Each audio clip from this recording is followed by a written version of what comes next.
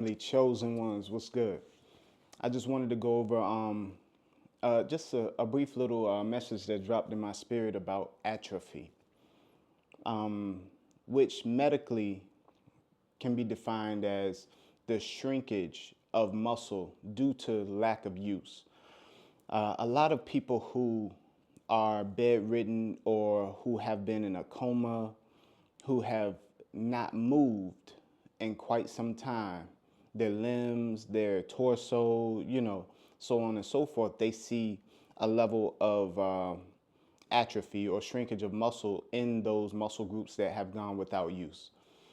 For example, when I had a cast on, I had broken my finger, and this is early 90s, broken my finger. So they put my entire forearm in a cast to isolate one finger, which is crazy if you think about it nowadays. But one of my arms was bigger than the other by the time my cast came off. And a lot of people could attest to it. Those who've broken legs, you see smaller calf muscles. Even one of my friends, he tore his Achilles and he was in the boot, one leg enormous, the other leg super tiny. He had to work on rehabbing the muscles in that leg. But I say all of this to say, if you don't move, if you don't work out, your body is going through a phase of slow death. When I say that, I mean in parallel, the Bible says, let each man work out his own soul's salvation. And that comes through a daily reading, daily devotional, communing with God, prayer, or you're surely gonna die, a spiritual death.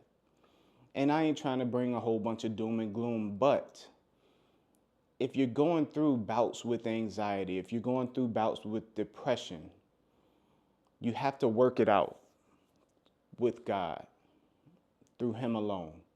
A lot of people find themselves feeling old physically. And typically, that's when you stop moving. When you stop moving, it's almost like reversing the clock of time on your own body.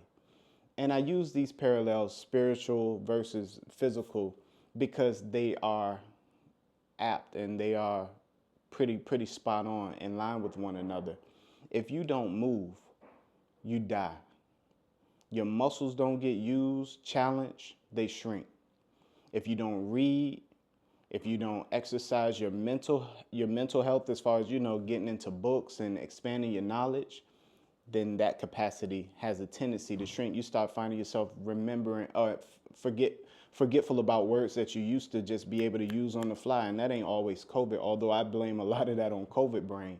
But you have to work it out. So each day, get into that word. Each day, getting up, walking and talking with God, communing with Him. You mean a lot to God. To hear from Him, or for Him to hear from you, is special to God. For Him, of course, there's the Spirit knows what I'm feeling or what I'm going through. It's a big difference when somebody actually, when you look at your phone and say, oh, it's my sister calling, versus, I know she's thinking of me. Nah, come on. It's a difference when you pick up that phone and, hey, what's going on? Hey, it's great to hear from you. Oh, man, how things been? It's great to catch up.